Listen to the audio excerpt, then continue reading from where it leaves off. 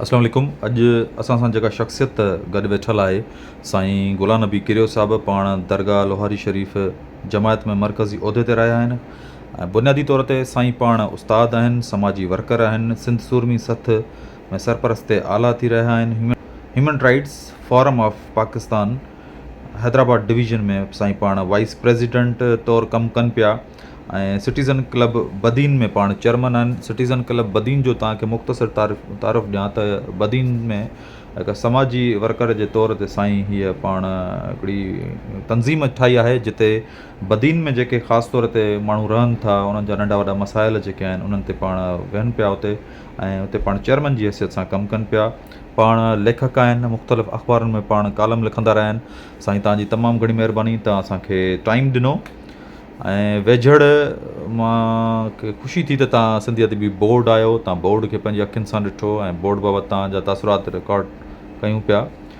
सिंधी अदबी बोर्ड पंहिंजो बुनियादु विझे थी 1940 खां सलाहकार बोर्ड, उनखां पोइ सिंधी अदबी बोर्ड ऐं इन बोर्ड में साईं जी एम सईद फाउंडर जे तौर ते उन्हनि बोर्ड लाइ कमु कयो। पोइ मीरा मोहम्मद शाह, उनखां पोइ तमामु वॾियूं हस्तियूं हुते रहियूं। इब्राहिम जोयो साहिबु रहियो, हिकिड़ो वॾो तवील सफ़र तइ करे ऐं पोइ क़िबला सिंह मखदूम तालिबुल मौला साहिबु सिंधी अदबी बोर्ड में चेयरमैन रहिया ऐं बिल्कुलु चई सघिजे थो फ़ख्र सां त साईं जिन जे दौर में बोर्ड हिकिड़ो पंहिंजे उरूज ते आयो ऐं तालिबुल मौला साहिबु इंतिहाई ख़ूबसूरत अंदाज़ सां स्कीमूं मुतारिफ़ करायूं, कमु करायो। सभ खां वॾी ॻाल्हि तव्हांखे ॿुधाईंदो हलां जंहिंमें तमामु घणी मूंखे ॿुधाइण ते ख़ुशी थींदी त जॾहिं सिंधी अदबी बोर्ड कराची मां हैदराबाद आयो त सभ खां पहिरियों क़िबला सिंह मखदूम तालिबुल मौला साहिबु पंहिंजी ज़ाती जॻह सिविल लाइन वारी उहा सिंधी अदबी बोर्ड खे ॾिनी बिना कंहिं मसवाड़ जे। ऐं हिकिड़ो तवील सफ़र हुयो क़िबला सिंह तालिबुल मौला साहिब जो ऐं उनखां पोइ मखदूम जमील साहिबु चेयरमैन रहिया। हींअर जेके मौजूदा चेयरमैन साहिबु आहिनि साॻियो ई ख़ानदान आहे, साॻियो ई ख़ानदान जो हिकिड़ो सिलसिलो आहे। पाण इंतिहाई ख़ूबसूरत शख़्सियत जा मालिक आहिनि साईं मखदूम सईदुज़मा आतिफ़ साहिबु। साईं अचण सां जेको तमामु पहिरियों जेको कमु कयो त बोर्ड जे मथां हिकिड़ो कर्ज़ो हुयो उहो लाथऊं, पघारुनि जा मसइला उहे मसइला हल करायूं। साईं जे दौर में 190 किताब छपिया आहिनि जंहिंमें रिसाला मौजूदु आहिनि, सरतियूं, मेराण। ऐं साईं पंहिंजे दौर में हिकिड़ी मख़सूस बजट में सिंधी अदबी बोर्ड खे प्रिंटिंग मशीन ॾियारी आहे त किताब हाणे ॿाहिरि न छपिजे, बोर्ड में अंदरि छपिजे। इन सॼे पस मंज़र खे अव्हां कीअं था ॾिसो? बिस्मिल्लाहिर्रहमानिर्रहीम। जिब्रान ज़ैब साहिबु तव्हांजी वॾी महिरबानी ऐं इंतिहाई शुक्रगुज़ार आहियां तव्हांजो। सची ॻाल्हि इहा आहे त एज़ अ सिंधी जेको सिंधी अदबी बोर्ड जो जेका तारीख़ जेका तव्हां ॿुधाई, जेका असांखे ख़बर आहे 1940 खां सलाहकार बोर्ड जे हिसाब सां कमु शुरू थिए थो ऐं उनखां पोइ 1951 में वरी सिंधी अदबी बोर्ड वग़ैरह ठहे थो।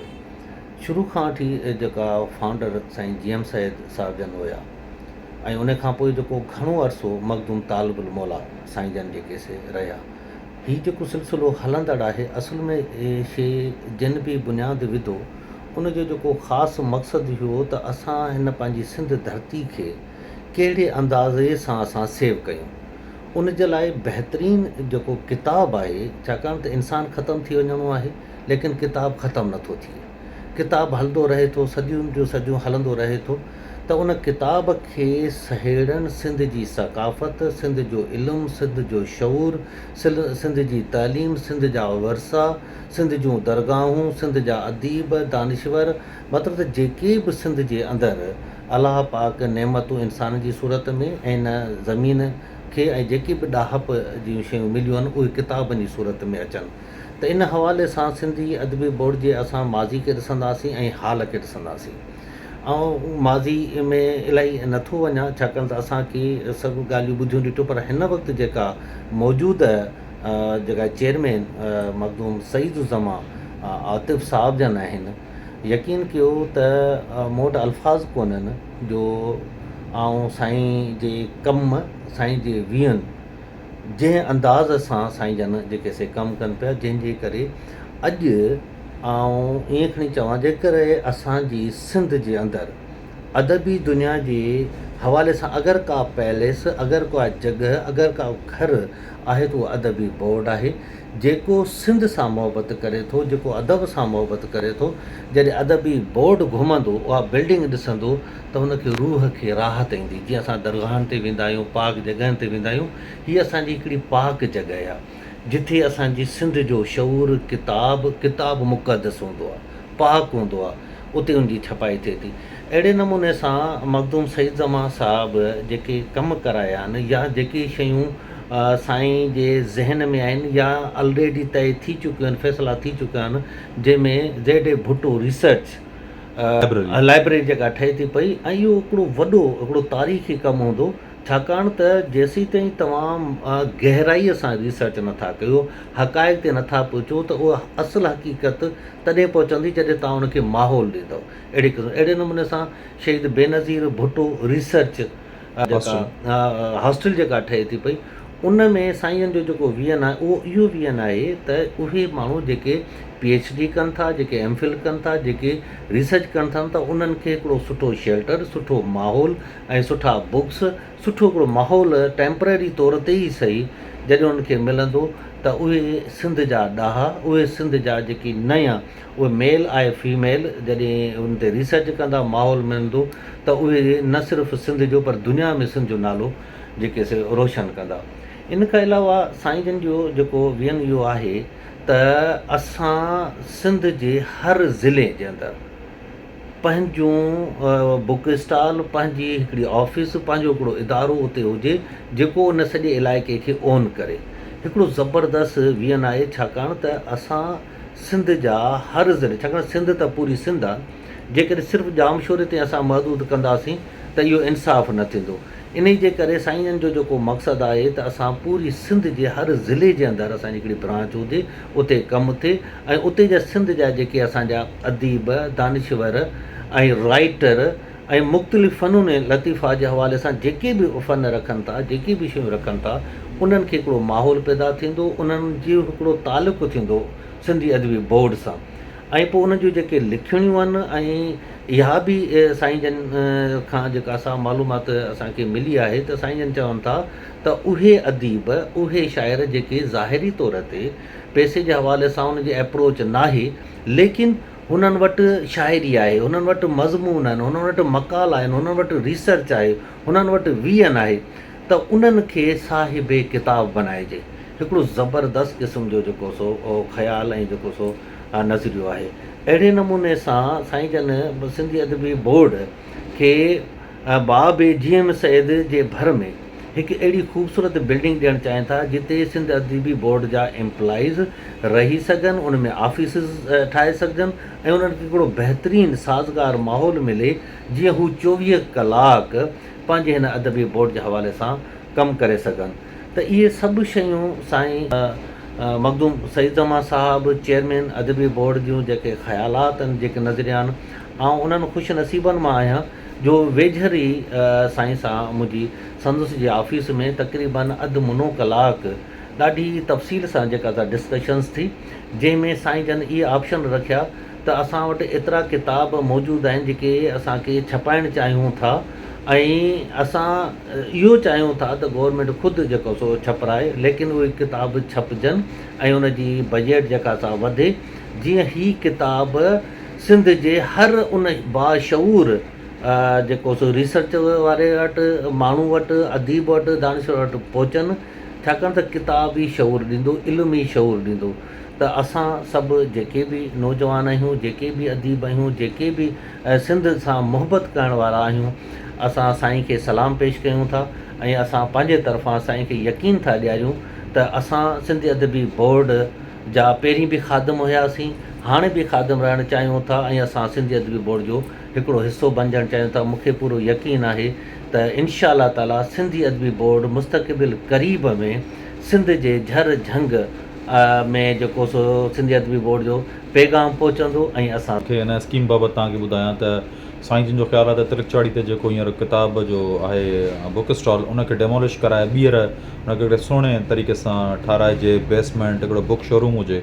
उनखे अलावा तव्हां बोर्ड आयो, तव्हां ॾिठो वण चण ख़ूबसूरती, इहा सिर्फ़ु साईं जे दौर में थियो आहे, इन खां पहिरियों ईअं कोन हो।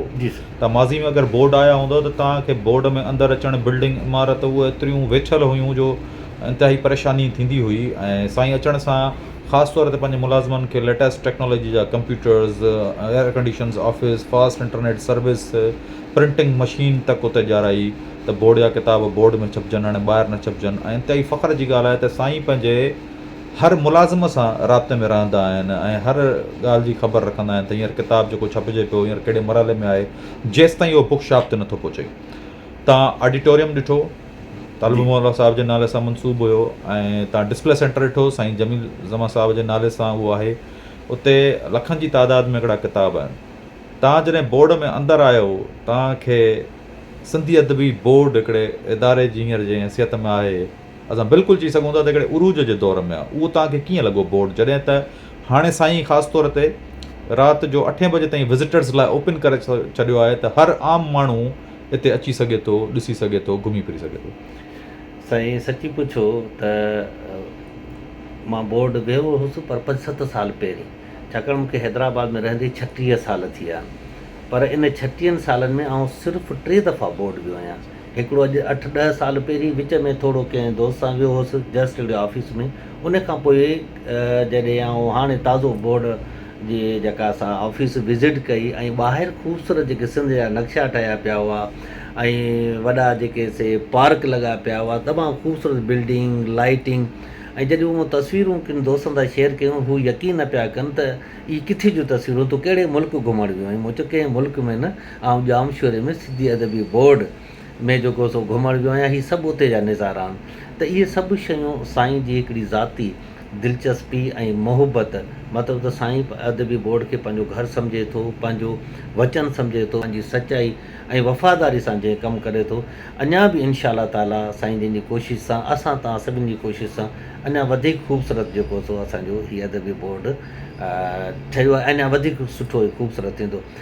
साईं मूंखे ॿुधाईंदे ॾाढी ख़ुशी थींदी त साईं सईद ज़मा आतिफ़ साहिबु न्यू ट्रेंड्स ते कमु पिया कनि। हिकिड़ो त माज़ी में या मौजूदा वक़्त में कंहिं बि इदारे पंहिंजे रिसालनि ते सेमिनार्स कोन कराया आहिनि। साईं पंहिंजे दौर में 3 रिसालनि ते शानदार सेमिनार कराया आहिनि। बस में तालिबुल मौला जेके मुशाइरा थींदा उन्हनि खे कंटिन्यू कयो आहे, मुख़्तलिफ़ ताज़ती रेफरेंस थिया आहिनि, मुशाइरा थिया आहिनि, मुख़्तलिफ़ किताबी मेला लॻंदा रहिया आहिनि। साईं जन चवंदा त पंहिंजे पढ़ंदड़ खे, अॼुकल्ह मुआशी सूरत हाल ॾिसो पिया त पढ़ंदड़ खे सस्ते खां सस्ते अघ में किताब ॾियो त जीअं वधि खां वधि किताब ख़रीद थियनि ऐं माण्हू पढ़नि। साईं जन जी हिदायतुनि सां केतिरनि ई लाइब्रेरीज़ खे मुफ़्त में किताब ॾिना विया आहिनि। उहो सिलसिलो बि जारी आहे त मुख़्तलिफ़ लाइब्रेरीज़ में ॾियो त जीअं माण्हुनि जे इल्म में वधीक इज़ाफ़ो थिए।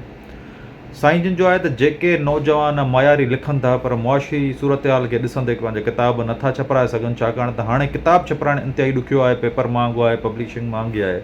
त साईं जन चवंदा त उन्हनि नौजवाननि जी हिमत अफ़ज़ाई कयो, हुननि जा 150 खां 200 सफ़नि जा किताब छपायो ऐं उन्हनि खे साहिब किताब कयो त जीअं उन्हनि खे अॻियां लिखण लाइ हिकिड़ो दिलि चवे ऐं वधीक सुठो मयारी लिखी सघनि ऐं पढ़ी सघनि। हिन सॼे पस मंज़र खे तव्हां कीअं था ॾिसो? साईं सची ॻाल्हि इहा आहे त असां पंहिंजे सिंध जे नौजवान खे किताब जे तरफ़ राग़िब कयो ई न करे सघिया आहियूं। उन जा खोड़ सारा सबब आहिनि, पर देरि आयो दुरुस्त आयो।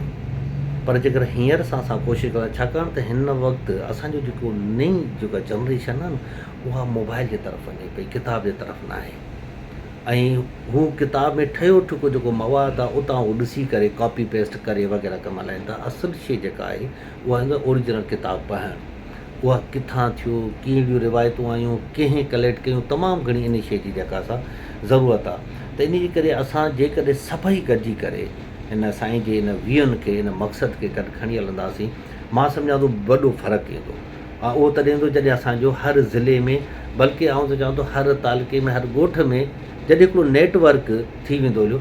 इन जे लाइ नियाणियूं हुजनि, असांजा छोकिरा हुजनि, ज़बरदस्त टैलेंट आहे, दुनिया लेवल ते वॾो टैलेंट मौजूदु आहे, सिर्फ़ु उनखे माहौल ॾियण जी ज़रूरत आहे। साईं आख़िर में मां एतिरो चवंदुमि त साईं जन जूं ख़ासि हिदायतूं आहिनि त जेके बि तव्हां वटि किताब आहिनि उन्हनि खे हाणे ऑडियो बुक्स में खणी अचो त माण्हू नवनि ट्रेंड्स ॾिठो अचनि। दुनिया में माण्हू ईअं थिए थो, कॾहिं सफ़रु करे थो, को बि किताब USB में खयो, गाॾी में ॿुधी वरितो, या पंहिंजी मोबाइल में किताब ॿुधी सघे थो। पढ़ण जो रुझान त हिकिड़ो ॾाढो ज़बरदस्त आहे, पर साईं हिननि खे ऑडियो बुक्स न खणी पिया वञनि। ॿियो असांजूं ॿ वेबसाइट हलनि सिंधी अदबी बोर्ड जे नाले सां। साईं जन चवनि था त जेके बि किताब हींअर असांजा मौजूदु आहिनि उन्हनि सभिनीनि खे PDF फॉर्म में तव्हां रखो वेबसाइट्स ते, त पूरी दुनिया में नौजवान जेके आहिनि आसानी सां डाउनलोड करे पढ़ी सघनि, त जीअं वधि खां वधि माण्हुनि ताईं असांजा किताब पहुचनि। मां तव्हांजो तमामु घणो थोराइतो आहियां, तव्हां असांखे वक़्तु ॾिनो साईं। वॾी महिरबानी साईं, वॾी महिरबानी।